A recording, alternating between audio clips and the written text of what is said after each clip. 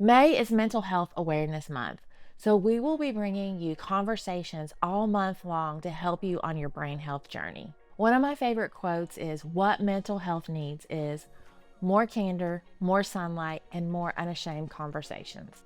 We have a lot of great episodes for you this month, so let's check it out.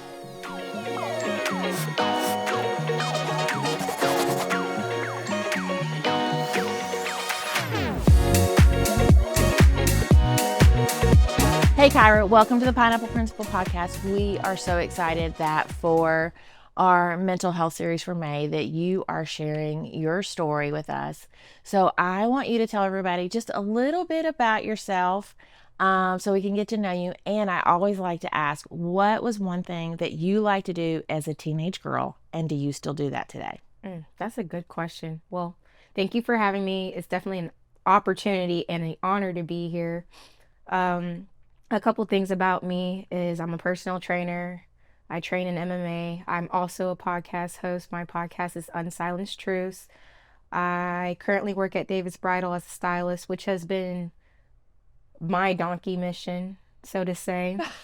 But I am definitely in a season where God is like working on deeper trust and increasing my faith, and like for me to know him for myself rather than like what other people have told me. So that's been mind blowing. But to have that understanding, sometimes you really got to get in the fire, and it's hot right now. So I'm hoping that some of the things and the revelation that I've had from looking at my past experience, I'm able to share here. What's one thing I like to do as a teenager? I like to play volleyball. I don't play it as often because it's kind of hard to play by yourself. And I want, Yeah, that wouldn't work very and I want well. decent enough people that the ball can go back and like back over the net and stuff like that. So You can't run that fast to I play can, yourself? I could, but like running in sand, because most of the time you can't play indoor unless you have like a facility that you go to, which I don't have right now. So running back and forth in the sand is very tiring, Mm-hmm. and my cardio is not what it used to be. Even as a personal trainer? Yeah, because like now I'm not just training myself. So for me currently, now that I've graduated, I've been working on having my own, like redoing my discipline, because now I'm not catering it around like a school schedule. I'm like actually building my life and what I want it to look like. So this week I've been doing a 7 out of 7, 7 workouts, 7 days a week. Woo! And I probably won't do it next week, but it's definitely nice to know that I can still do that, and then like building the strength and endurance within that. So I kind of like compare my personal training and my MMA fighting to like my actual life, and just having certain principles and values that I need to consistently see in my daily life if I want to continue making You go, noticeable girl. progress. You go, I'm girl. trying. I'm gonna have to come watch you fight. So we want, like I said in the beginning, this is May is Mental Health Awareness Month, and here at Pineapple Principle, one of the things we want to do is not just help girls with their spiritual health, but we also want to promote good mental health. So we always like to share stories or have counselors on that can give us advice and, just help bring awareness to actually, we don't even like to use mental health. Last season we started calling it brain health, helping your brain to be healthy. So let's just share your story. Tell me, like, when did all of this start for you with the depression and the things that you went through? How old were you? I don't actually know if I can pinpoint an age, but I know for sure that middle school is always a rough time for everybody, because your body's literally entering those hormonal changes. This is the first time where like you're being introduced to a lot of different things that as Christians we're like, oh, let's try to stay away from, but like our curiosity and our naiveness prevents us from like putting up those boundaries and those parameters if we weren't taught. So I would say that maybe some of those like signs showed when I was younger, because I'm from a very blended family. My mom is mixed and a law enforcement officer. She's currently married to a white man who is a law enforcement officer. My stepfather that I grew up with was black and a law enforcement officer, and my biological father is black and a felon. So culturally, even politically, there was like a lot of different views that didn't allow like a cohesiveness in my upbringing, which I have benefited from as an adult, but in those moments of not knowing how to navigate and just trying to learn how to be obedient, do as I'm told, I had a lot of different direction that was given to me, and that confused me a lot. And then putting things like disciplining a child, punishment, different things like that into the mix, I would say there was a lot of things that I had a lack of understanding for. So that translated a lot in school when I was trying to like have certain conversations with my teachers. If I needed help with certain things, if I didn't have the capacity or the capability to get certain things done, I had very poor communication skills because I was just constantly overwhelmed by the instability in my home. So you had told me once that you had started on medication in 7th grade? Yes. So even actually, maybe that was more like sixth grade or seventh grade, but the summer before seventh grade, I was actually molested by my brother. So putting that traumatic event in it and how that like split my family, bringing legal matters into it because it was my biological father's son, and then I was away, and I had to be returned to the state of Florida. Then I was starting to have difficulties with math. I was always like a gifted and talented student, but the way my brain was processing things, like nobody wanted to give me the extra time to really work with me. So then they labeled me as ADHD. I started taking medicine for that, a short term and a long term. Then they put me on an antidepressant because usually when you bring those, and I mean a lot of it's like chemical reactions. That's why I liked when you said brain health rather than mental health, because now that I'm older, there's a lot of things that they did to alter the chemicals in my They body did. that affected my brain, and it affected my nervous system and its ability to respond to things. So um to have like certain levels of dopamine, like I was having to do certain things to hit that, and then you're always chasing a high. Or like also when I was really sad, I was really really low, and it would be hard for people to bring me out of like those dark places, or for me to even communicate the heaviness that I was experiencing. So that was a really weird time for me, as like we were doing a lot of trial and error. I think the first time I took ADHD medicine, I was at school and I could see sound and I passed out. Like my body, I was underweight due to the ADHD medication because it prevented me from eating, and my body couldn't take the dosage, so it shut down on me. So like that was like the first of many situations where like my medicine has caused me health problems. And obviously when your body's not operating to a certain capacity, and I'm still doing things like doing a dual sport, I'm in all these classes, I'm doing this and that, like it was straining on my brain and on my body, and I didn't have adults who had went through what I went through to recognize, like, I don't want to say like the consequences, but these were the consequences of decisions that other people were making for me rather than I was making them for myself. So as you got older and went like on to high school, did things get harder for you? Yes, actually, I got kicked off my high school volleyball team because my lymphatic system shut down due to all the medications I was taking. So, like, I literally could not sweat. Mm. So like I would be passing out in the track, passing out in the weight room. And I think that was one of those moments where like my confidence kind of got cut because I worked really hard to be on that team. As I said, like I had a coach that was a little bit mentally and emotionally abusive, and she made me feel worthless. Like she didn't wait for me to get better. She didn't encourage me. She just basically told me I would be a liability and cut me from the team. And after that, that was like the first time I had ever really gained weight in my life since I wasn't training like a D1 athlete. And I was up to 160 pounds. So that was different for me, being like 140 of muscle to being 160 of fat, essentially. And I had to work through that. So I started doing track. I found a new outlet. But even then, by that time, my mother was more so frustrated with like how I was trying to navigate life with all these medications and the new changes, like getting ready to graduate high school. Were you getting into trouble I or? mean, I wasn't really getting into trouble. I would always, and my parents always laugh and ask me about that now older, because they asked like, was I confused? Like, did things make sense? And like a lot of the things that I got in trouble for was poor execution, but good intentions. And like with them being law enforcement, it's like you do the crime, you do the time. Mm. So they never listened to like my thought process of how or what I was trying to do, and finding new outlets to get that done, or explaining, hey, this wasn't the best way to do it. We understand, maybe like giving me a substitute of how I could have managed that. Like it was just like, oh, you messed up, like you're done. So I internalized a lot of that stuff, like shame, guilt, condemnation, like I can't get it right. I'm never going to be better. Thank God for freedom, because we're able to address those things that become rooted in us. But that was again a very confusing time because I'm just like, I'm literally being punished for like for having a good heart, but since I had never seen it demonstrated in other ways, I was doing trial and error, and there's usually a lot of error in those trials before you get it right. So when did things start to turn around for you? Like, I would say probably within the last couple of years. After my sexual assault, I had to go on a journey.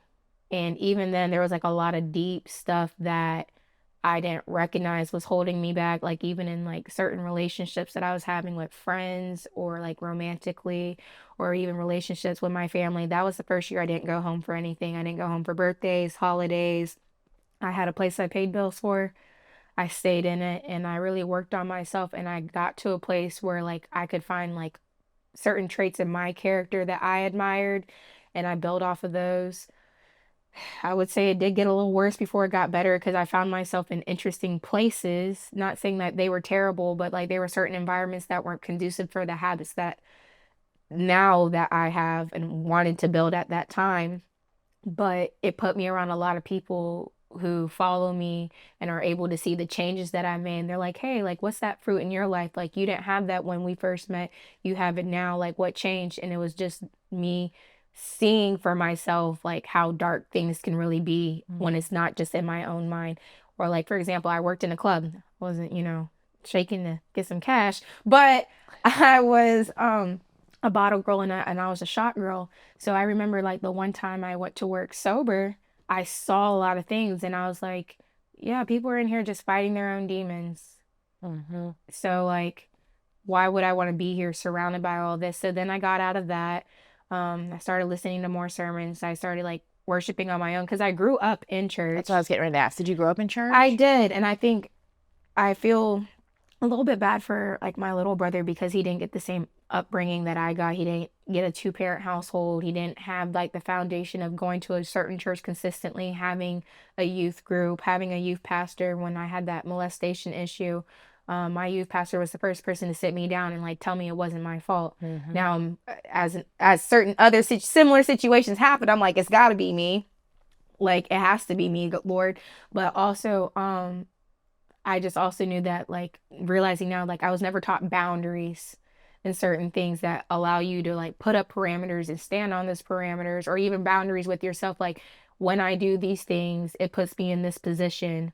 And then other people can see from the outside what I'm trying to deal with in my hands. So it was a lot of different things. I wish, because I would say about freshman year, that's when like that was year one of the divorce. So I stopped going to that church. My parents just split and they stopped going in general. And so I didn't really start consistently going to church until last year here in Gainesville. There was a church that I was trying to help launch in Tallahassee. Unfortunately, that was not successful. And then I had moved to Gainesville. So it's like there's a whole gap of like where I could have really relied on having that community, Mm-hmm. that I had to do it by myself. And two are better than one. Mm-hmm. So Yep. I had to He wants us in struggle. community for a reason. Yes, and I try to tell people to like to stay within community, but also be aware of the type of community that you have because the people that are speaking certain things into your life or you're seeking advice and wisdom from, and then again, knowing to take what they say with a grain of salt, back pocket it, and then bring it before God and saying, like, what do you think about this? So there was a period of time where I wasn't in my word. I was literally just relying on what everybody else was telling me I should do, Mm, and that's a cause of for disaster within it your is. brain health or your mental health because now you're trying to allocate things, you're trying to compare them with your experiences rather than bringing it before God and comparing it to His Word and being like, okay, this is the truth. What is this tainted with? Is it tainted with resentment and bitterness, unforgiveness, or like envy and jealousy? Because I've also recognized that there are certain things that I'm doing for the first time in my family, and like they would love to see me do it their way. But I'm like, how is that working for you? So when I do have Mm-hmm. certain successes, it's like, oh well, I guess that did work, or maybe that does look a little bit better. But then like I'm not gonna say my life is perfect. Like as much as I'm overcoming certain things that other people haven't overcome before, like once you get to that point, how do you maintain it? And I think a lot of people with their mental health or their brain health, they struggle in the sense that like they have the quick cleanups, but then like they get frustrated when everything gets messy again because you didn't have the things in place to keep it maintained. Yep. I like that you talked about reading your Bible and getting in your word. I like that you talked about community. Um, did you see a counselor? Did you go for counseling? So the first couple of counselors I had, I was just not very receptive to. I couldn't tell you why, because again, I was essentially drugged up. Yeah. I was processing a lot of things while still like walking through life, going to volleyball practice, going to school, going to church. Like there was a lot of things that I couldn't wrap my brain around. And I, even to this day, like with things like with the molestation or the sexual assault, like I don't talk to my parents about these things because they have their own emotions. So I would also point out that like as a teenager, I took on the emotions and the projections of my parents and like their failures or areas they've fallen short. Like they could have been frustrated with the fact that they felt like they could have prevented that, but that's Right. not how I saw their response. They're just mad and they're upset that this has happened and they're questioning the why. So going back to counseling, I had multiple counselors. My mom did try, but like I wouldn't talk to them because I didn't have the tools to like I know that is a tool to open up your emotions, but when you Right. can't even get to a place where you're leveled out to be like, I this is what's happened to me. What's the next step? It's kind of like it's like trying to talk to a friend when everything you're saying is falling on deaf ears. It's like you really have to wait till they're receptive. So after I had a situation with like a friend that I was letting live with me in college and she was not respecting my boundaries and stuff and I kicked her out, like she had said some things to me that really broke my heart, and that's when I got back into counseling because I was like there's like I said, I'm working on a fence right now. So like there's literally things that like have been breaking my heart for years that people had told me to push down, to let go, that people just do that. But I didn't recognize that offense was going to be something that I was encountering on a daily basis. Mm-hmm. And Yep. I had to have somebody I could talk to about it without them thinking I was complaining. A lot of people in the past used to say I was negative or I was complaining, but I'm like, am I doing that or am I just telling you what I see? And right now I'm in an environment where more negative things are happening than positive.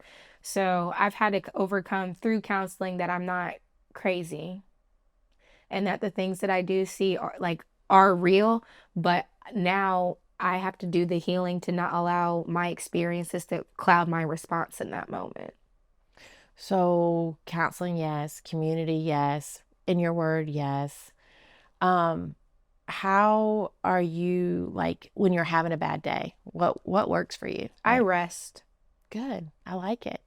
A I lot of like people it. don't rest. No, no, we talk about rest a lot around here And and on our social media. That's there's something we different types of rest. Why it's fine. Jada, I miss you. That's my counselor. I owe her some money, so we're taking a break.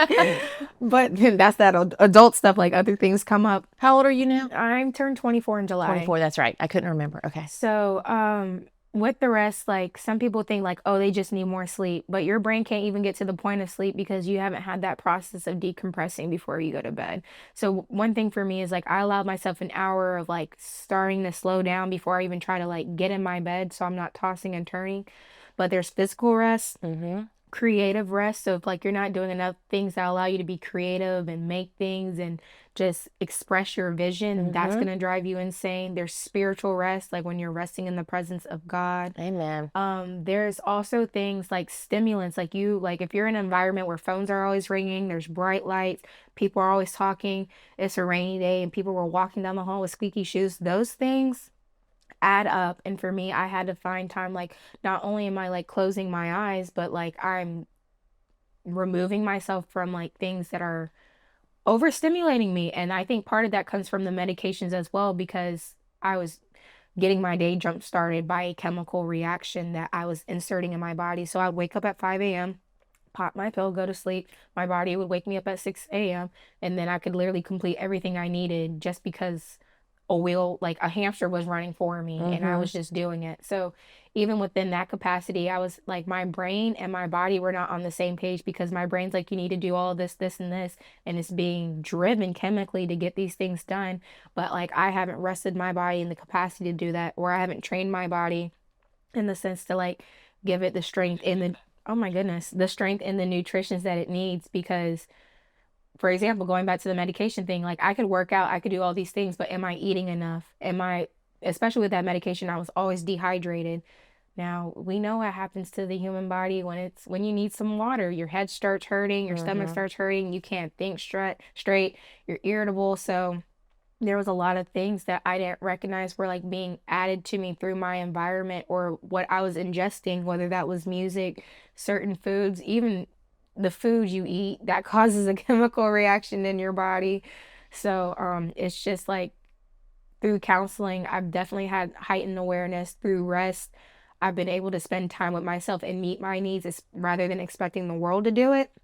But also, when you're filled up yourself, you're able to like pour into things properly, but also you have the capacity in your mind to make sound decisions rather than just running on go and doing what you think you have to do in that moment. So it's allowed me to slow down tremendously when I've been living the last 10 years on a motor that was not my own. That's good, girl. That's really good. That's good. I know I asked you like to pray about what God was giving you to say. Like, is there anything that like you that I've not asked you that you feel like you need to that God wants you to say to our audience, to our community? I would say that and it's kind of hard to do it in the moment. So I'm always a hindsight person, but I would always ask people to like really reflect and ask questions.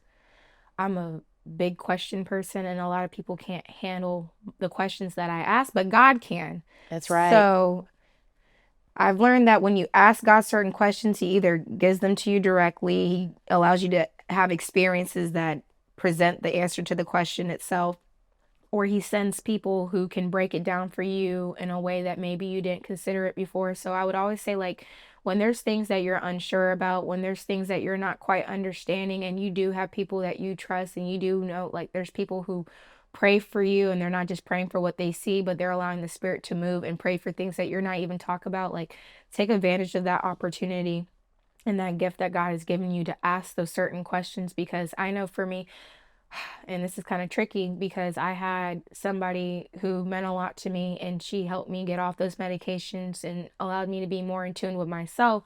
But the tricky part was she believed in the universe and not necessarily like she believed in God, but she also believed in the universe. So coming into adulthood, there's a lot of other extra things that I had learned from people that I carried with me. But thank God for his pruning seasons. Like if you just continue to do your walk, he will cut those things away. So it's like be open and receptive to like what's being put in front of you, because even if you don't recognize it now, like later down the line you're like, actually I was in contact with this, actually I was struggling with this. But at least you're not going to have to like go through a whole bunch of like press down things that you never even acknowledged. It's one thing to acknowledge something and not feel like you have the help to like really navigate it and explore it. But like you have your set of questions and things that you ponder rather than like somebody asking you a question and you genuinely never even thinking about it or having a question. Because I Mm-hmm. think that was like where I struggled with counseling. Like I was being asked a lot of things that I had never considered.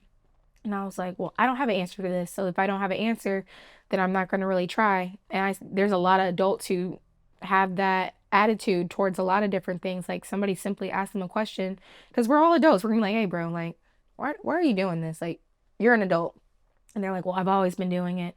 Oh, that's just the way I do it. But like, you never take the time to really question like why you do the things you do and where those things came from. And I think that's personally been a big game changer to me, is like not accepting that the way I grew up or the things I had to deal with like is the end all be all, like it's cut and dry. That's how it is for everyone.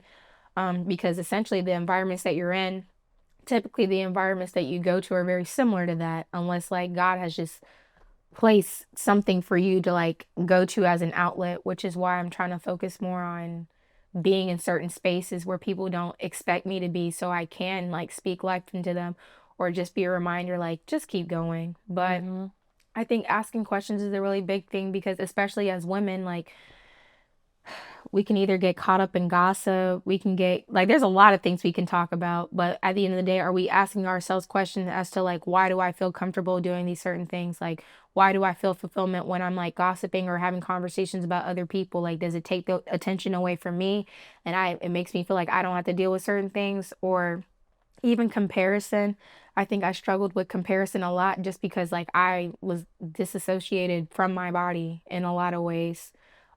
with like my reality and how I was perceiving it. Like even Pastor Tabitha has talked about that when she was heavily in her depression, or like when she was medicated and different things like that. Like she wasn't able to fulfill certain roles because she was basically caged in her mind. Yep. So I've learned that sometimes like we literally have the key and like we're just so stuck in our own funk that we don't even think about turning the key and letting it out. So a lot of people don't even know how to recognize when they're walking into freedom because they've never experienced it.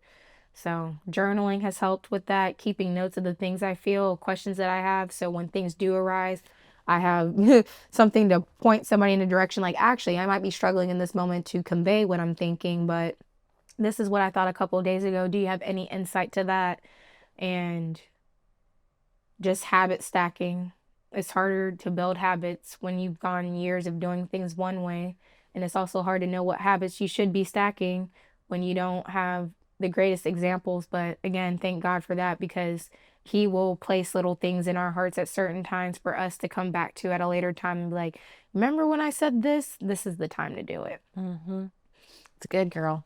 Thank you so much for sharing your story and sharing your wisdom and everything that has helped you to grow, and I can't wait to watch you just keep like succeeding in life and doing what God's called you to do. I appreciate you having this platform, because if I had social media at this age, I would probably be following your page and I probably wouldn't have gone through some of the things that I went through. So this is definitely a blessing, like, to your audience and the people who do come across your page, and like just your consistency and having content. I think that's where a lot of people fall short, because it, like, there doesn't always have to be like a plot hole. Preparation does a lot. Having vision does a lot, but also just trusting that God will give you something when the time is. Like sometimes with my own podcast, God's like, you haven't said anything in a while. And I'm like, yeah, God, because everything's crazy. Like, I don't even know what to say right now. But He's like, even if you just say something like that can speak to where somebody's at. So keep finding good people to have on this thing. Thank you. Thank you. We hope today's show encouraged you and gave you a few aha moments, and most importantly, have you digging deeper in your relationship with Jesus. Make sure to check out the show notes for any scriptures or books we mention, and if you love the podcast, make sure to hit that subscribe button wherever you listen and share it with a friend. And if you want to know more, follow us on Instagram or go to our website, pineappleprinciple.org. Until next time, stand firm in your faith, own your crown, and love like Jesus.